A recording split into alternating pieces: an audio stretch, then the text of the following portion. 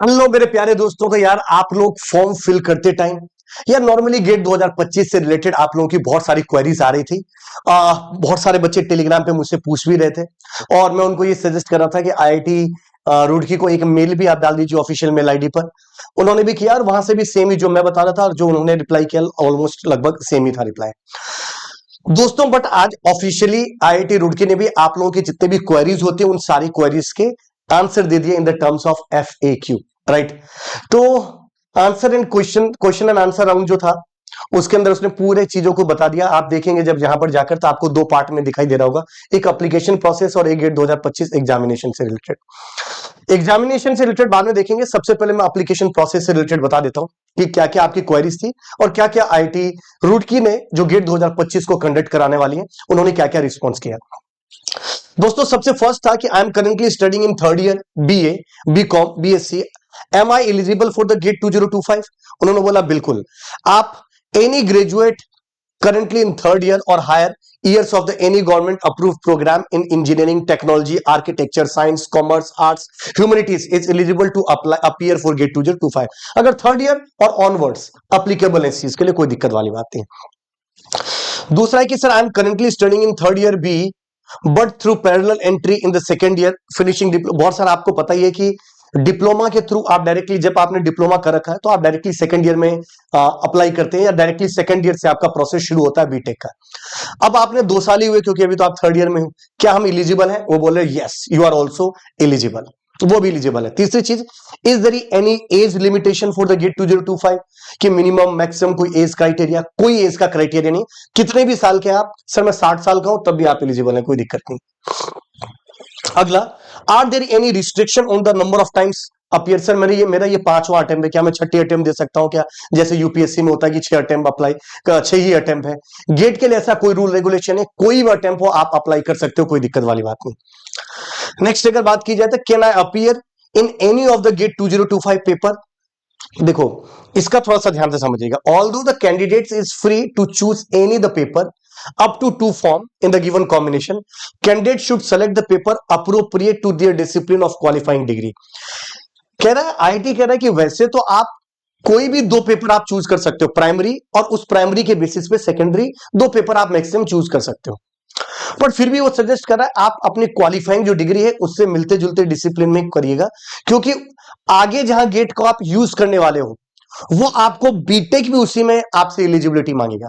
For example अगर बहुत सारे बच्चे पीएसयू के लिए अप्लाई करना चाहते हैं तो मैं आपको बता दूं, अगर आपकी बीटेक सीएस से है तो आपका गेट स्कोर भी सीएस वाले ही एलिजिबल होंगे उसके लिए। आईआईटी में सीएस की थ्रू आप बीए के थ्रू भी आप एडमिशन ले सकते हो, आईआईटी में एडमिशन में कोई फर्क नहीं पड़ता। बट अगर आप पीएसयू की बात करते हैं तो जिस डिसिप्लिन से आपने बीटेक किया है उसी डिसिप्लिन में आपका गेट स्कोर होना कंपलसरी होता है, जनरली ऐसा फिनोमिनन होता है, राइट। और वही यहां पर बोल भी रहा है कि ऑल्दो तुम फ्री है किसी में भी दे दो कोई दिक्कत नहीं, पर फिर भी इस चीज का याद रखो, ध्यान रखो कि select paper appropriate to the discipline of qualifying degree, उससे मिलता जुलता जो है उसमें करिएगा। How do I apply online? आपको दिया हुआ है। Can I use one email address to fill the multiple application form? No, एक ईमेल आईडी से एक ही। और दूसरी चीज, मल्टीपल फॉर्म क्यों फिल करना है? एक से ही सारा हो जाएगा, तो एक मेल आईडी से एक फॉर्म आप भर सकते हो। तो no, one mail ID address can be submit only one application form. और यही वजह से जब मैं फॉर्म फिल कर भी रहा था तो मैंने एक मेल आईडी से किया, फिर दूसरे से नहीं हो रहा था तो मैंने दूसरा मेल आईडी यूज किया था, जब मैं बता रहा था आपको कि how to fill the form उसके अंदर, उस सेशन के अंदर। अगला है, do I need to fill 2 forms appear in 2 paper? No, एक ही फॉर्म फिल करोगे, उसी में 2 पेपर को आपको सेलेक्ट करने की जरूरत है, आपको कोई अलग से कोई फॉर्म फिल करने की जरूरत नहीं। 2 पेपर आप सेलेक्ट कर रहे हो तो 2 मतलब 1800 प्लस 1800 3600 आपको पे करना होगा अगर आप जनरल कैटेगरी से हैं तो। Why should I choose 3 examination city? अब यार ये तो बिल्कुल सही बात है कि जहां पर अगर प्राइमरी नहीं मिलता है तो सेकेंडरी नहीं मिलता तो टर्शरी, तो ये थोड़ा सा आप लोगों को एक थोड़ा सा समझ सकते हैं कि एक सजेशन दिया गया है। सजेशन ये कंपलसरी है, अगर आप फॉर्म फिल करोगे तो उन 3 ही चॉइस में से आपको कोई चॉइस मिलने के चांसेस हैं। तो लिखा हुआ भी the candidate will must likely to allot, मतलब ऐसा नहीं है कि अगर नहीं भरोगे तो क्या होता, आप हो कहीं एक्स जगह आपको मिल गया कहीं वाई जगह तो आप ही परेशान होगी, उससे बेटर है allot a city that may not be any of the choice of the candidate। ठीक है। अगला, what do I do if the power internet connection failed during the submission of application process? देखो बहुत सारे आप लोगों ने फिल किया भी होगा, आपको आइडिया भी होगा कि जब आप प्रोसेस कर रहे हो और मान लीजिए उसी समय आपका इंटरनेट चला जाता है तो कोई टेंशन लेने की बात नहीं। Please log in to your account at GATE 2025 website again and continue the application process. वापस से वो सेव होता रहता है, कोई दिक्कत नहीं। अब ये सबसे ज्यादा जो बच्चे पूछ रहे थे कि सर ओबीसी ईडब्ल्यूएस के कैटेगरी सर्टिफिकेट की रिक्वायरमेंट है सबमिट कराने में, डायरेक्टली बोल दिया नहीं। डज द ओबीसी और EWS candidate need to upload the category certificate during the fill the form? No, it does not require. SC, ST, PWD category required to submit the form certificate? Yes. Why? क्योंकि आप fees में concession ले रहे हो, इसलिए वो certificate चाहिए। लिखा हुआ भी is required to avail the concession in the application fee. अगला, how do I make the fee payment GATE 2025? अब यार यूपीआई भी कर सकते हो, credit card, debit card, right, wallet से, बहुत सारे प्रोसेस है इसमें। How much fees should I pay appear in the two paper combination? पहले ही बताया गया 1801 का 1802 जनरल के लिए, SC, ST, PW कैटेगरी 900 900 और वुमेन्स 900 900, राइट, ऐसा होगा। What is the fee candidate with the foreign? चलिए ये ठीक है। What is the fee of the candidate with the Indian national appearing? ठीक है। What do I the power internet connection fail during the online payment? You can get back the online. देखो अगर कभी form fill कर दिया और मान लीजिए पेमेंट कट गया तो वो पेमेंट वापस से 7 वर्किंग डेज के अंदर आपके पास आ जाएगा, आपको वापस से पेमेंट करने की रिक्वायरमेंट होगी। When you get back online, log in 2025 website and check the status of the payment. If the payment was received by gate, you can continue with the process, the printing application form.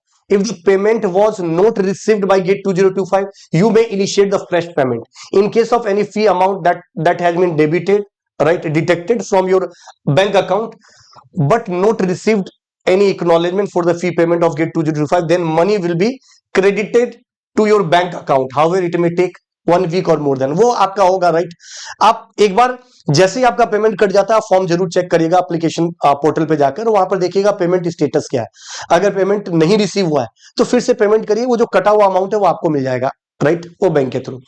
Money has been debited from my account more than once, how do I get the money back? वो company खुद ही कर देगी आपको, वैसे तो फिर भी देखिएगा। All multiple payments received on behalf of GATE 2025 from your account with respect to one application will be automatically be return और credited to the sum of the bank account. However it may, जब भी अगर multiple times हुआ है तो आपको मिल जाएगा payment, आपका पैसा खराब नहीं होगा, इसकी टेंशन मत लीजिए। Print out the application form को सेंड करने की जरूरत है? नहीं, कोई सेंड करने की जरूरत नहीं। When and how will I know the status of application? इस पोर्टल पे जाना, वेबसाइट पर लॉगिन आईडी, पासवर्ड जो आपको मिला है वो दे, ईमेल आईडी और पासवर्ड, वहां से आपको सारा स्टेटस आपको पता चलेगा।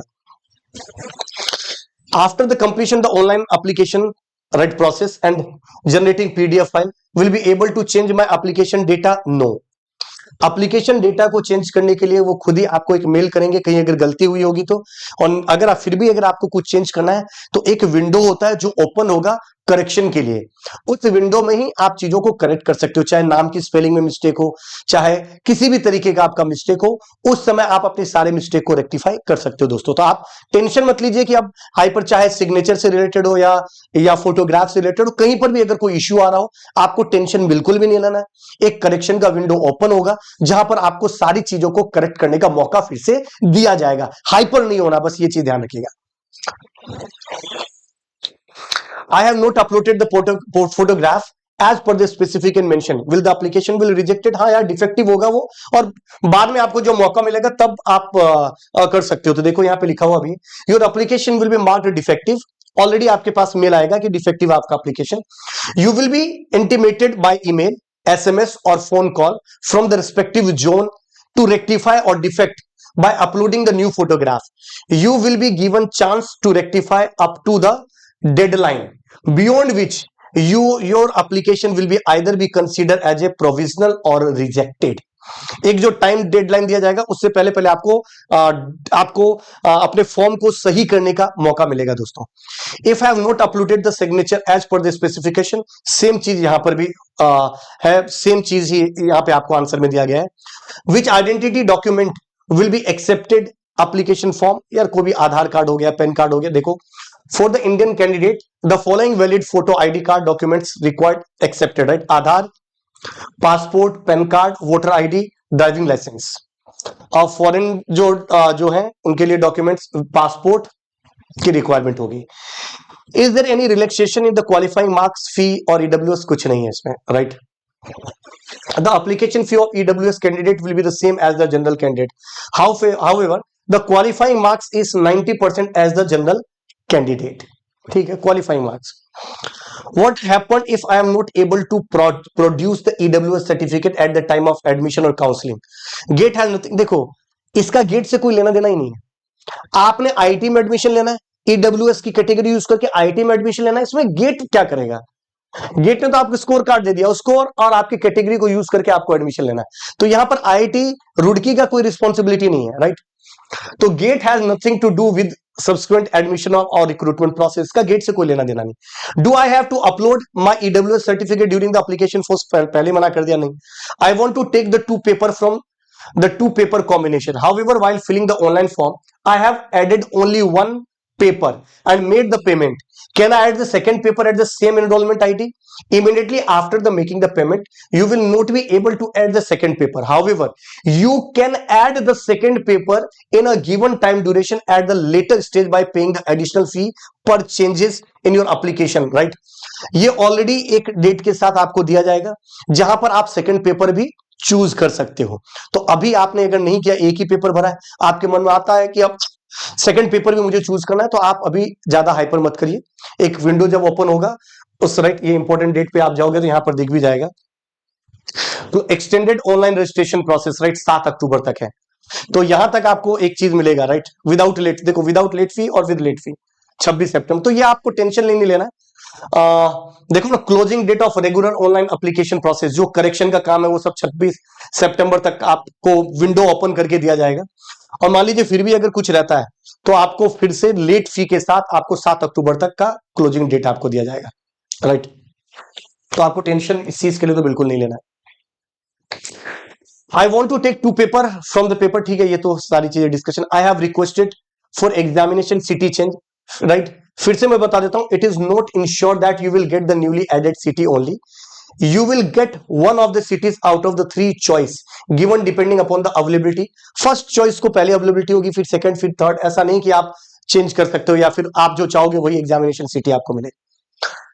Photo ID exchange the application while considering, कोई बात है, उसको चेंज करने का वही सेम प्रोसेस है जो आपको मैंने बोला. एक विंडो खुलेगा और ये इसमें कोई भी गलती हुई होगी तो आपको मेल के थ्रू बता दिया जाएगा और विंडो ओपन किया जाएगा और उस टाइम आप करेक्ट कर सकते हो, कोई दिक्कत नहीं. Photo ID should be uploaded. ठीक है, ये हो गया. I want to withdraw my application. Will my application, बहुत सारे लोगों को लगता है भर दिया पर्सन, मेरे को देना ही नहीं है, मेरा पैसा वापस कर दो. आईटी कह रहा भाई बेचा हुआ सामान वापस नहीं किया जाता है. मतलब आपने अगर फॉर्म फिल कर दिया तो आपको कोई रिफंड नहीं मिलेगा एक बार फॉर्म फिल कर दिया तो. Sir I have more than 12 to 15 year older Aadhaar card as my photo ID. Can I use it to complete the application registration?